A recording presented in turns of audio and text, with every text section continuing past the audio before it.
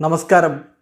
Raf talk ഫുട്ബോളിലേക്ക് അവർക്കും സ്വാഗതം. നവംബറിൽ തങ്ങൾ ഒരേ ഒരു ഫ്രണ്ട്ലി മത്സരമേ കളിക്കുന്നുള്ളൂ. അത് അങ്കോളയിലാണ്. അങ്കോളയ്ക്കെതിരെ കളിക്കും നവംബർ 14. അത് കഴിഞ്ഞിട്ട് യൂറോപ്പിലേക്ക് തന്നെ മടങ്ങും. സ്പെയിനിലാണ് അവരുടെ ട്രെയിനിങ് ക്യാമ്പ് ഉള്ളത്. അങ്ങോട്ട് തന്നെ മടങ്ങിയിട്ട് യൂറോപ്പിൽ ഈ ഇൻ്റർനാഷണൽ ബ്രേക്ക് കഴിയുന്നത് വരെ ട്രെയിനിങ് നടത്തും എന്ന് ഒഫീഷ്യലി ഇന്ന് AFA സ്റ്റേറ്റ്മെൻറ്റ് ഇറക്കി. നമ്മളത് നേരത്തെ നിങ്ങളിലേക്ക് എത്തിക്കുകയും ചെയ്തു. അതായത് നവംബറിൽ കേരളത്തിലേക്കില്ല. എന്താണ് സംഭവിച്ചത് എന്നറിയാൻ സ്വാഭാവികമായിട്ടും കേരളത്തിലെ ഫുട്ബോൾ പ്രേമികൾക്ക് അവകാശമുണ്ട്. കാരണം ഇവിടെ അങ്ങനെയാണ് പറഞ്ഞുകൊണ്ടിരുന്നത്. അർജൻറ്റീന ടീം പ്രഖ്യാപിച്ചു എന്ന് കേരളത്തിൻ്റെ സ്പോർട്സ് മിനിസ്റ്റർ അടക്കം ഒരു ടീമൊക്കെ, ഒരു സ്ക്വാഡൊക്കെ പങ്കുവച്ചിട്ടുണ്ടായിരുന്നു.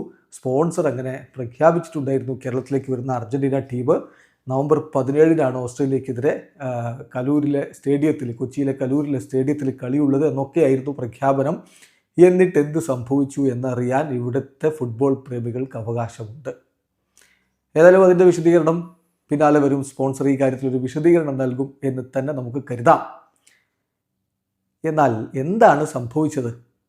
നമുക്ക് അർജൻറ്റീൻ മാധ്യമം എന്താണ് പറയുന്നത് നോക്കാം. അർജൻറ്റീൻ മാധ്യമം ഒന്ന് കേൾക്കുമ്പോഴേ ഹാലിളകുന്ന കുറേ പേര് കഴിഞ്ഞ കുറച്ച് കാലമായിട്ട് ഇവിടെയുണ്ട്. നമ്മുടെ കമൻറ്റ് ബോക്സിലൊക്കെ അത് കാണാമായിരുന്നു. തൻ്റെ ഒരു TYC സ്പോർട്സ് കൊണ്ടുപോയി വലിച്ചെറിയടോ, ഗ്യാസുള്ള എഡൂളാണെങ്കിലും ഗ്യാസ് ഇല്ലാത്ത എഡൂളാണെങ്കിലും ഞങ്ങൾ കാണിച്ചു തരാം എന്ന തരത്തിലൊക്കെ. പിന്നെ എന്നെ നോക്കി വെക്കാൻ പറഞ്ഞ ഒരുത്തനുണ്ട്. അതൊക്കെ നമുക്ക് വേറെ ചർച്ച ചെയ്യേണ്ട വിഷയങ്ങളാണ്. കാരണം ഒരു കളിയുടെ റിപ്പോർട്ട് ഇങ്ങനെയാണ് മറ്റൊരു രാജ്യത്ത്, ഇങ്ങോട്ട് വരുന്ന രാജ്യത്തെ മാധ്യമത്തിലുള്ളത് എന്ന് പറഞ്ഞതിൻ്റെ പേരിലാണ് ഈ കോലാഹലങ്ങളൊക്കെ ഉണ്ടാക്കിയത്. അതവിടെ നിൽക്കട്ടെ, വേറെ തന്നെ നമുക്ക് വിശദമായി ചർച്ച ചെയ്യണം. ഇവിടെ എന്താ സംഭവിച്ചതെന്ന് അർജൻറ്റീൻ മാധ്യമം റിപ്പോർട്ട് ചെയ്യുന്നുണ്ട്. എന്തുകൊണ്ട് ഒറ്റ കളി മാത്രം കളിക്കുന്നു എന്നുള്ളത് TYC സ്പോർട്സിൻ്റെ റിപ്പോർട്ടാണ് ഞാൻ വായിക്കുന്നത്.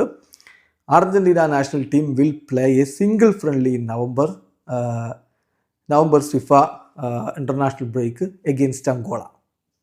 എന്നിട്ട് പറയുകയാണ്, Argentine football association announced on it social media platforms this Friday. ഇന്നിപ്പോൾ അത് പ്രഖ്യാപിച്ചിട്ടുണ്ട്. ഒറ്റക്കളി ഫ്രൈഡേ എന്ന് പറയുമ്പോൾ അത് അവിടെ ഇന്നലെയാണ്, വെള്ളിയാഴ്ചയാണ്. നമുക്കത് ഇന്നിവിടെ പുലർച്ചെ, നമുക്ക് ശനിയാണെങ്കിലും അവിടെ വെള്ളിയാഴ്ച അവസാനിക്കുന്നേ ഉള്ളൂ.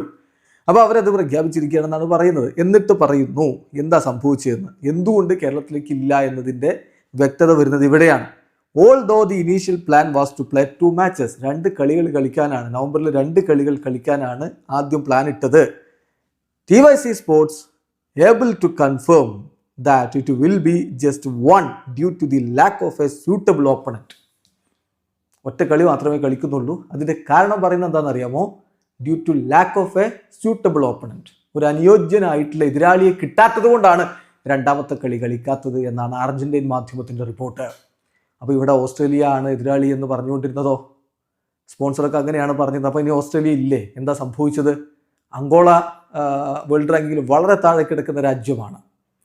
ഓസ്ട്രേലിയ അങ്ങനെയല്ല, 25-നുള്ളിൽ കിടക്കുന്ന രാജ്യമാണ്. അപ്പോൾ അങ്കോളക്കെതിരെ കളിക്കുന്ന അർജൻറ്റീനയ്ക്ക് ഓസ്ട്രേലിയക്കെതിരെ കളിക്കാൻ ഒരു ബുദ്ധിമുട്ടും അവിടെ കരുതേണ്ട കാര്യമില്ല. അപ്പോൾ പിന്നെ സ്യൂട്ടബിൾ ഓപ്പണറിനെ കിട്ടുന്നില്ല എന്ന് പറയുന്നത് ഓസ്ട്രേലിയ കൺഫേംഡ് ആയിരുന്നില്ലേ എന്നുള്ള ചോദ്യം അവിടെ ഉയർത്തുന്നുണ്ട്. ഇതിലൊക്കെ ക്ലാരിഫിക്കേഷൻ നൽകേണ്ടത് തീർച്ചയായിട്ടും സ്പോൺസറാണ്. അത് വഴിയെ ഇന്ന് തന്നെ ഉണ്ടാകും എന്ന് നമുക്ക് കരുതാം. എന്തായാലും ഇപ്പോൾ അർജൻറ്റീൻ മാധ്യമം നൽകുന്ന റിപ്പോർട്ട് കേരളത്തിലേക്കുള്ള വരവില്ലാതെയാവാനുള്ള കാരണം സ്യൂട്ടബിൾ ആയിട്ടുള്ള ഓപ്പണൻറ്റിനെ കിട്ടാത്തതാണ് എന്നാണ്. അതാണ് TYC സ്പോർട്സിൻ്റെ റിപ്പോർട്ട്. ബാക്കി വിശദീകരണങ്ങൾ പിന്നാലെ വരും എന്ന് തന്നെ കരുതാം. വീഡിയോ അവസാനിക്കുന്നു. ഫുട്ബോൾ ലോകത്തെ കൂടുതൽ വിശേഷങ്ങളുമായി റാഫ് ടോക്സിൽ എത്താം.